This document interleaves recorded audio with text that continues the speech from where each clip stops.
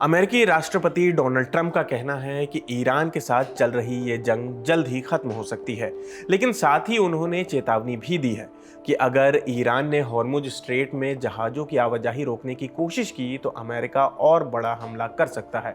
इसी बीच ईरान को नया सुप्रीम लीडर भी मिल गया है और मुस्तफा खामेनेई के सत्ता में आते ही देश की सियासत और गर्म हो गई है।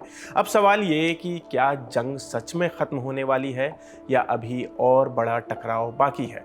डोनाल्ड ट्रंप ने कहा कि ईरान के साथ चल रही जंग बहुत जल्द खत्म हो सकती है। ट्रंप ने पिछले 10 दिनों से चल रही इस जंग को शॉर्ट टर्म एक्सकर्शन यानी कि छोटा सा सैन्य अभियान बताया। फ्लोरिडा के डोरल शहर में मीडिया से बात करते हुए ट्रंप ने दावा किया कि 28 फरवरी से अब तक अमेरिका और इजराइल मिलकर ईरान के 5000 ठिकानों पर हमला कर चुका है।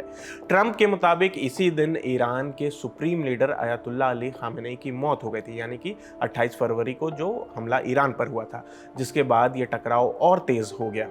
इधर ईरान के अंदर सियासी हलचल भी जारी है। ईरान को अपना नया सुप्रीम लीडर मिल गया है। 8 मार्च को मुस्तफा खामेनेई को आधिकारिक तौर पर नया सुप्रीम लीडर घोषित कर दिया गया।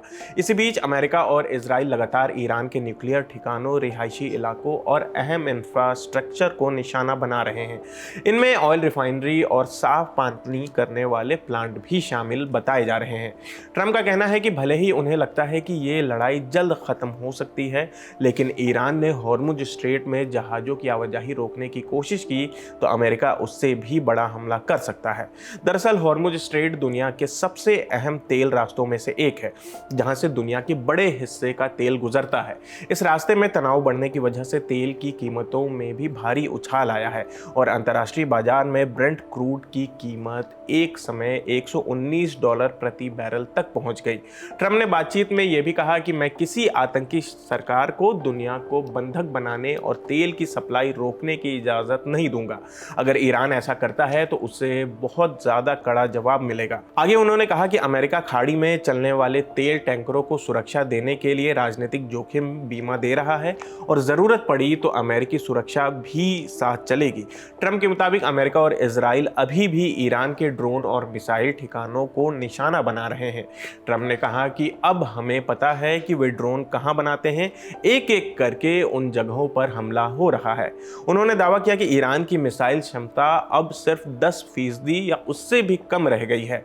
इससे पहले ट्रंप ने अपने गोल्फ क्लब में रिपब्लिकन नेताओं से बातचीत में कहा कि ईरान में चल रहा ऑपरेशन एक छोटा सा सैन्य अभियान है।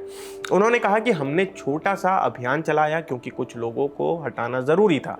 कई मायनों में हम जीत चुके हैं, लेकिन अभी पूरी जीत नहीं मिली है।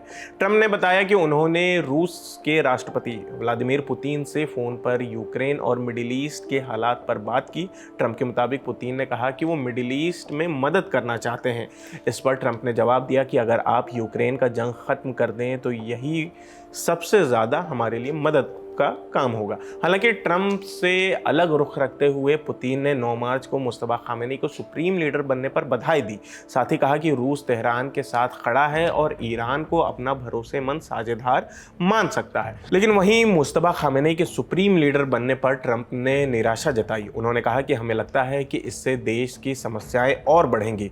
जब उनसे पूछा गया कि क्या नए सुप्रीम लीडर भी निशाने पर हैं तो ट्रंप ने कहा कि इस बारे में कुछ भी कहना सही नहीं होगा। हालांकि इजराइल पहले ही कह चुका है कि अगर ईरान में नया नेता चुना जाता है तो उसे भी निशाना बनाया जा सकता है। ट्रंप ने पिछले साल हुई 12 दिन की जंग का जिक्र करते हुए फिर कहा कि अगर अमेरिका और इजराइल ने मिलकर हमला करके ईरान की सैन्य और परमाणु क्षमता को कमजोर नहीं किया होता तो ईरान अब तक परमाणु हथियार बना चुका होता। ट्रंप ने दावा किया कि अगर ऐसा होता तो ईरान उसे बहुत पहले ही इस्तेमाल कर चुका होता। उन्होंने कहा कि कम से कम इजराइल का अस्तित्व ही खत्म हो सकता था। तो फिलहाल इस खबर में इतना ही। आपकी इस खबर पर क्या राय है हमें कमेंट करके ज़रूर बताएं। मेरा नाम आसिफ है, कैमरा के पीछे हमारे साथी दानिश हैं। देखते रहिए दी ललन टॉप। शुक्रिया।